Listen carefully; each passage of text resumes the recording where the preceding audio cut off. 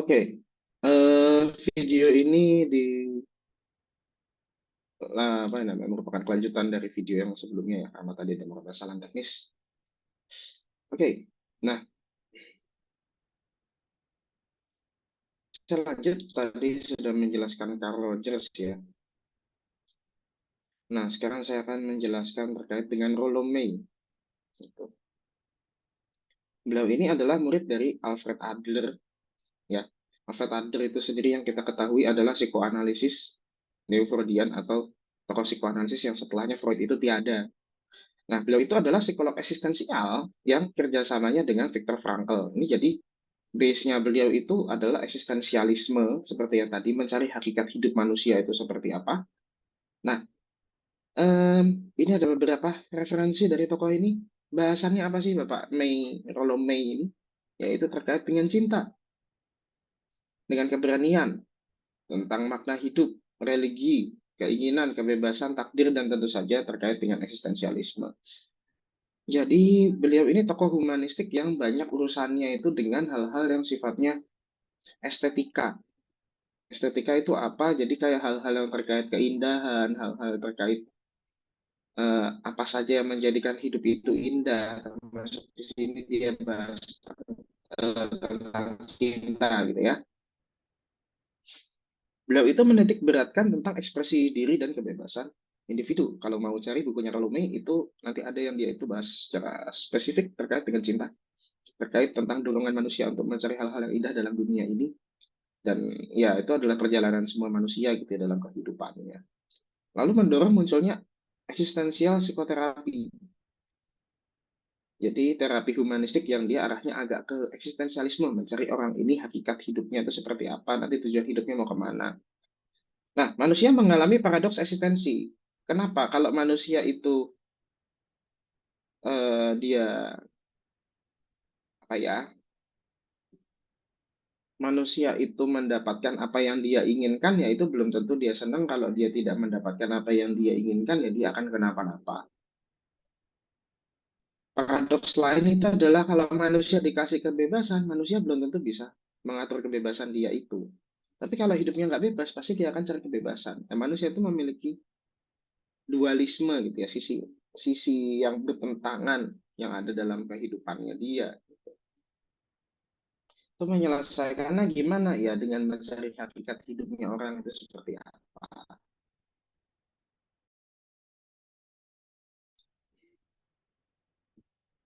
Oke, lanjut.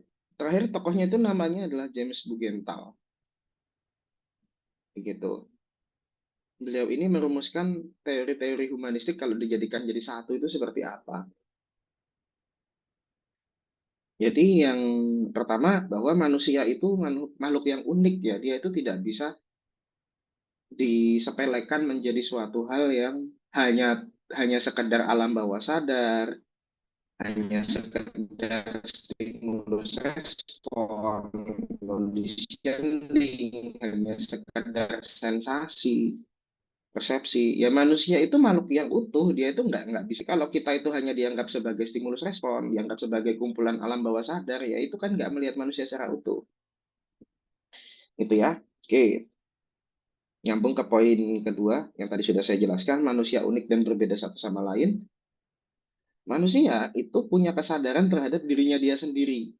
Kesadaran terhadap apa kehidupan yang sudah dia lalui, dia mau kemana, dia harus ngapain. Gitu. Manusia memiliki kebebasan memilih dan bertanggung jawab. Jadi kalau dibilang, oh manusia harus bebas sebebas-bebasnya, ya tanggung jawabnya juga harus besar sebesar-besarnya. Gitu. Jadi di balik sebuah pilihan itu ada tanggung jawab. Nah itu eksistensi kehidupannya manusia kan gitu, memilih dan bertanggung jawab. Oke, manusia bertujuan dan mereka mencari makna, arti hidup dan berkreasi, berekspresi dan berkreasi dalam kehidupan di dunia ini. Gitu. Oke, dikritik nih teori ini. Waduh, aliran ini dikritik nih. Kenapa? Yang pertama, karena dia sendiri sudah bilang bahwa menurut aliran humanistik, scientific, empiris itu ya nggak penting-penting amat ya. Makanya ya dia kontra dengan kaum-kaum yang mengedepankan bahwa semua ilmu itu harus scientific. harus bisa dibuktikan dengan pengalaman yang umum. Ya, ini kan nggak berpacu di situ, nggak berlandaskan di sana. Itu. Nah, oke, beliau beliau yang ada di humanistik ini itu kan menentang behaviorisme, psikoanalisis, dan saintifik secara umum. Tapi masalahnya apa? Dengan menentang itu kadang-kadang malah membuat posisi yang ditentang itu jadi lebih kuat. Itu seolah-olah membuktikan ya saya tuh nggak saintifik gitu. Yang lain itu yang lebih saintifik. Itu masalahnya. Lalu dasar teorinya tidak benar-benar didefinisikan secara jelas. Ini kalian pasti langsung sadar ketika saya presentasi ini. Bahwa apa? Saya nggak bilang definisi humanistik itu apa. Susah. Kenapa masing-masing punya definisinya masing-masing. Itu yang saya bilang ini pun adalah simpulan dari apa yang sudah saya baca ini berulang-ulang kali. Gitu. Dan itu mungkin sebetulnya adalah representasi kebenaran individu saya juga yang belum tentu benar buat kalian. Kalian mungkin bisa mendefinisikan humanistik dengan beda gitu loh, nggak kayak saya. Oke, lalu hal positifnya adalah jasanya ini besar dalam merubah paradigma psikologi yang asalnya itu adalah hal yang pesimistik gitu. Jadi kalau nggak urusan bahwa manusia itu adalah makhluk yang sakit, manusia itu sama dengan hewan. Udah urusan cuma dua itu. Sekarang nambah, manusia bisa dilihat sebagai makhluk yang ya utuh, dia adalah manusia, manusia manusia gitu. Lalu mengembangkan konsep aktualisasi diri dan well-being. Salah satu konsep modern yang amat banyak bahasannya. Mungkin aktualisasi diri dan well-being ini hal yang biasa kalian lihat juga di sosial media gitu ya. Bagaimana proses menemukan diri sendiri dan bagaimana menjaga apa ya keparipurnaan, kesempurnaan mental dan fisik kita gitu. Dan juga humanistik ini sendiri adalah aliran yang belum final dan dia harus terus diupdate, harus terus evolusi. Itu. Maslow sendiri, pendirinya aliran humanistik bilang, humanistik itu bukan bentuk terakhir. Nanti dia akan bercabang jadi dua. Bercabang jadi apa? Namanya itu ada psikologi positif, ada psikologi transpersonal. Itu. Bahas yang positif dulu ya. Ini ada aliran baru namanya psikologi positif. Walaupun nggak baru-baru amat ya, tahun 99. Teorinya ini, teorinya psikologi positif ini, itu sebetulnya berdasar atas Maslow sendiri. Maslow bilang, saya tuh nggak pakai scientific di sini. Nanti akan ada aliran psikologi yang dia bahasannya mirip sama saya, tapi lebih scientific. Nah, itu psikologi positif. Intinya apa? Psikologi positif itu kayak aliran humanistik, tapi dia dikaji dengan hal-hal sifatnya scientific. Begitu. Misalnya potensi kebaikan manusia. Oh, berarti manusia itu potensi kebaikannya bisa dikategorisasikan, bisa diskor. Bisa dibandingkan satu sama lain.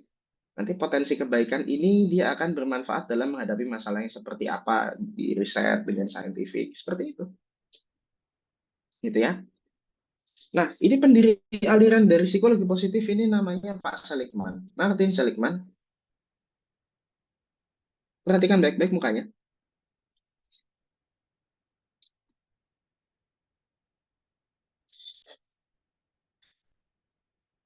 At least beliau ini kalau judulnya psikologi positif, at least mukanya positif. Itu toh, beda dengan aliran-aliran yang dulu itu beberapa alirannya gelap mukanya senang-senang, alirannya senang-senang mukanya gelap. Ini agak beda. Itu. Tahun 99 Pak Seligman ini, Pak Martin Seligman dia merevolusi humanistik dan jadi psikologi positif. Gitu toh. Dia nyarinya apa? Dia nyari karakter-karakter positif manusia dan nanti performanya seperti apa dalam kehidupan manusia. Jadi jiwanya sehat dan dia berkarya gitu. Nah, itu nanti penelitiannya terkait hal-hal yang kayak begitu, terkait hal-hal positif di manusia dan itu nanti akan ngefek kemana. Oke, kini psikologi positif ini merupakan salah satu aliran psikologi yang sangat berkembang di era modern dan diaplikasikan di banyak bidang. Kenapa sih kebahagiaan itu kudu di studi banget? Ya karena kebahagiaan itu nanti ngefeknya ke banyak hal. Ke kinerja orang, ke orang yang nggak gampang sakit, ke orang yang lebih puas dalam hidup, orang yang tidak banyak masalah. ke orangnya nanti dia eh, lebih lebih mandiri dan lebih independen secara finansial. Jadi kebahagiaan itu penting loh. Karena dia bisa dipelajari dan dicari hubungannya dengan hal-hal yang lain gitu. Gitu. Oke, psikologi positif ini banyak menitik beratkan pada kebahagiaan, optimisme, harapan, dan memenuhi semua potensi diri. Ini di sini tulisannya flourishing. Flourish. Flourish itu jadi kayak sekuntum bunga yang nanti kalau dia tumbuh sempurna itu dia akan mekar dan menjadi indah. Konsepnya agak mirip sama self actualization tapi dia mendefinisikannya agak beda gitu ya. Oke, lalu membawa konsep well-being pada dunia modern. Ini istilah well-being ini mesti kalian agak familiar gitu. Jadi apa? Hidup bisa senang, bisa bahagia, walaupun ada masalah, nggak terlalu bermasalah, bisa ruku, konsep-konsep hidup yang enak gitu. Hidup yang bermakna, yang bermanfaat. Nanti bahasa, kalau kamu mau cari istilahnya,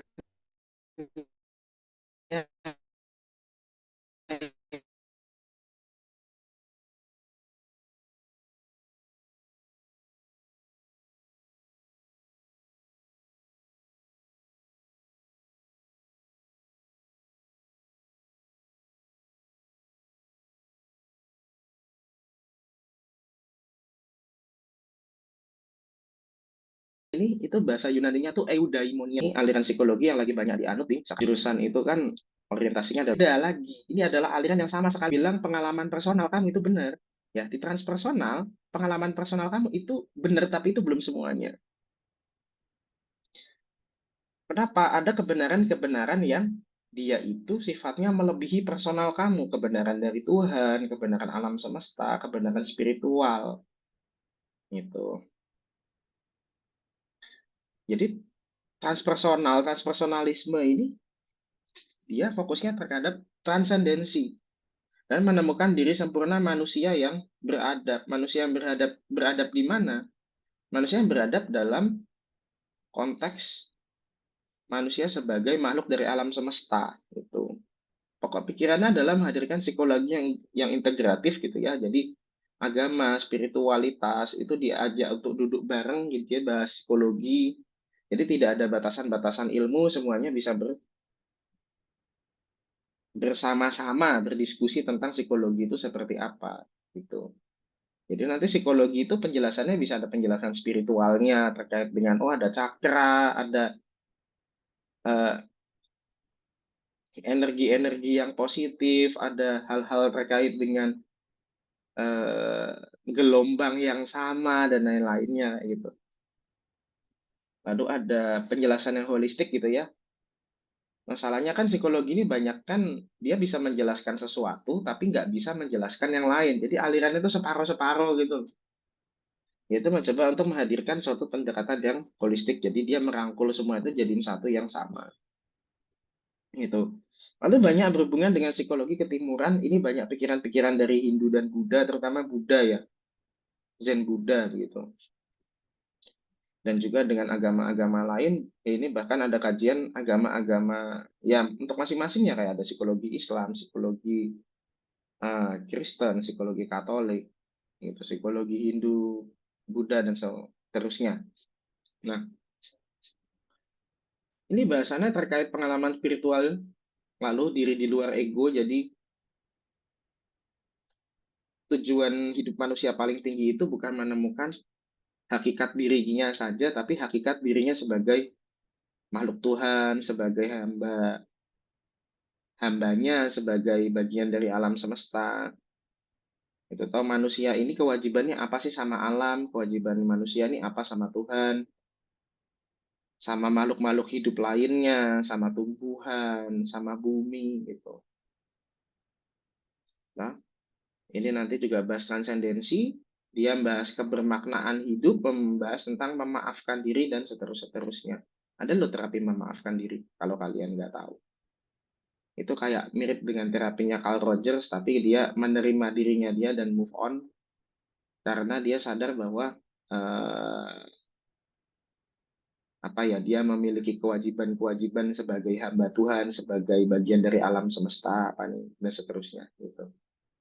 Oke, ini tokoh yang paling paling moncer di aliran ini, yang paling kelihatan tingkahnya, tindak tanduknya itu adalah Carl Gustav Jung gitu. Jadi Carl Gustav Jung yang di psikoanalisis itu, dia diakui sebagai salah satu tokoh paling pentingnya psikologi transpersonal gitu ya. Dan banyak mengambil dasar dari praktik spiritualitas dan agama. Oke. Ini pertanyaan dari kakak angkatan kalian sebelumnya. Kalau ada yang bisa jawab, silahkan di komen. Gitu. Ya, dan untuk pertemuan ini, sepertinya saya cukupkan. Thank you sudah menyimak.